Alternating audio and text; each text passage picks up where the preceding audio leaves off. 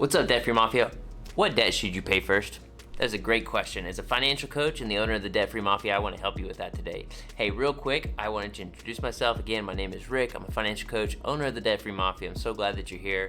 If you're interested in the debt-free lifestyle, if you're interested in leaving a legacy not only to your children, but your children's children, go ahead and hit subscribe. We'd love for you to be a part of the Mafia. Guys, real quick, hey, let's talk about this. What debt should you pay off first? I think that's a really great question. It's kind of saying, hey, where should we get started? So if you haven't seen it, I talk about baby steps in another video. That's a really great breakdown of what step-by-step actions you should take to be debt-free. But let's talk about paying off debt today. What debt should you pay off first? And I have my handy dandy debt reduction calculator that we're gonna look at. I'll also have a link of where you can go and purchase it if you would like it. It's not something I own. I actually got it from somebody else, another website. So this is not mine, but I kind of wanted to show you guys what it looks like and what some debt reduction strategy looks like. So we're gonna jump right into it. We're not even gonna waste any time. So let me go ahead. I'm gonna share my screen right here and we're gonna talk about this. So let's talk.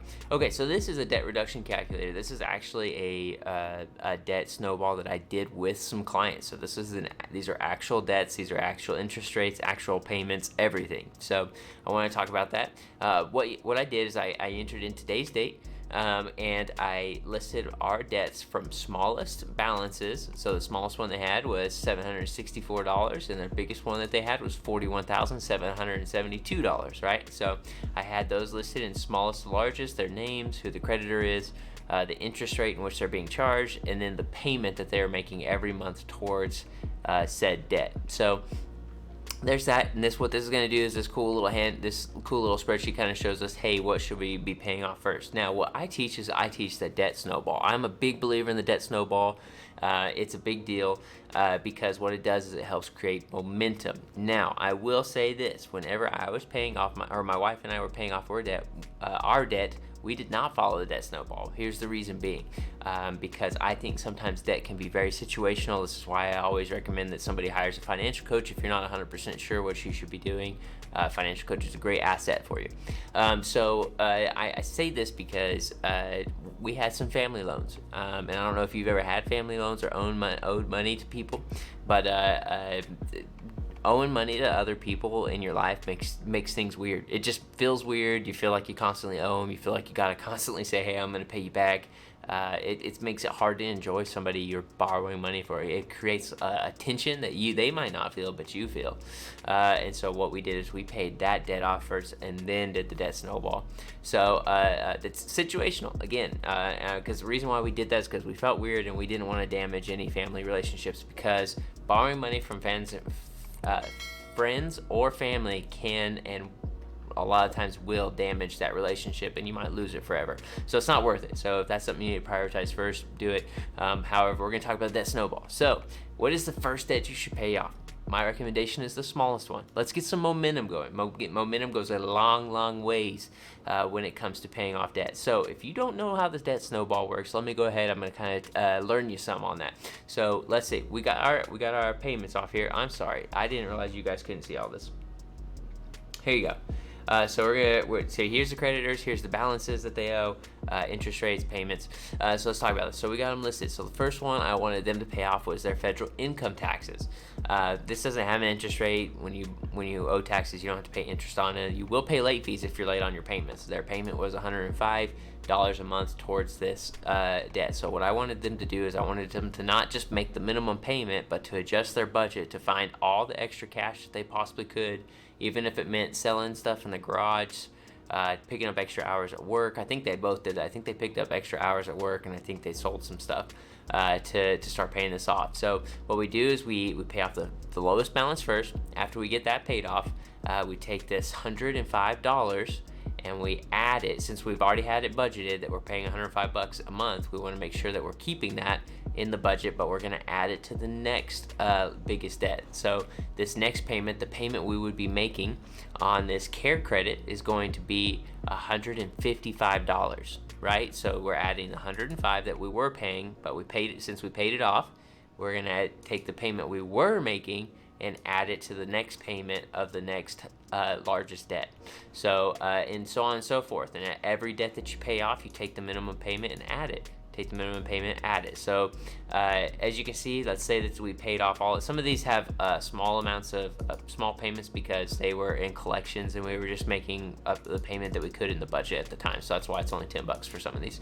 But let's say that you do get through these first 5 debts. So for them, that is adds to $325.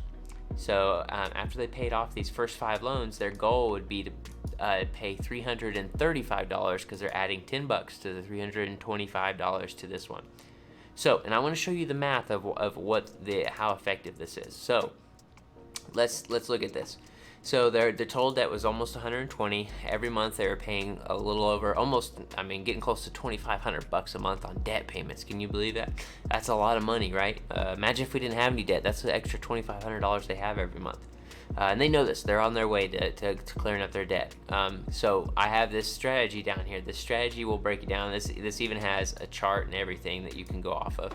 But let's talk about this. We're going to be looking. So if we don't use the debt snowball and we just make minimum payments, I think, what is it? We got September 2042. I think that's our largest one. They won't have this paid off until September of 2042 doing the minimum payments.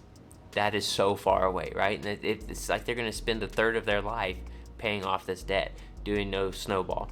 So let's say that we implement the debt. Oh yeah, and I want to note this too. This is how much interest they're going to pay. So this takes the interest rate on all of their loans that they do pay interest on and adds it together. So over the life with no debt snowball, they're going to pay $17,517 in interest. So that's money they don't even owe. That's just part of the interest that's built up. So let's take this. We're going to implement the debt snowball. Lowest balance first, right? So let's change this because it needs to match the down payment, the initial payments to be $451. Okay. All right. So there we go. So now let's look at it. What was that one? Okay, so we're using the debt snowball now. Now look at this.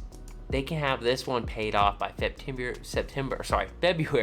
of 2026. It was originally September of 2042. That's crazy, right? So that speeds it up dramatically, almost 20 years, right? So that speeds it up big time. That's just using the debt snowball. That's not implementing any extra payments on top of that. So that's a big deal. That's why I'm a big believer in paying your debts from smallest to largest and using all the payments that you were making towards the next debt. Even if you look down here, look at this interest that they paid. This is $11,431. That saves them over $6,000 in interest. Wow, right? That's $6,000 extra dollars that they're going to have just by doing the debt snowball. So, guys, if you're wanting to know what debt should you be paying, it's the smallest one first. Work your way through all of them to the big one. This is a lot of debt, guys. A lot of people don't have quite this much debt. However, they're working through it and they've paid off a lot of it so far. And so it's a grind, but that's why I'm a big believer in the debt snowball, right? And I'll go ahead and explain the metaphor. If you don't understand why they call it the snowball, it's like, you've seen on the old cartoons, they'll be at like a top of a snowy mountain and somebody will like throw a snowball down on the ground. That snowball will start to build and build and build and build and build.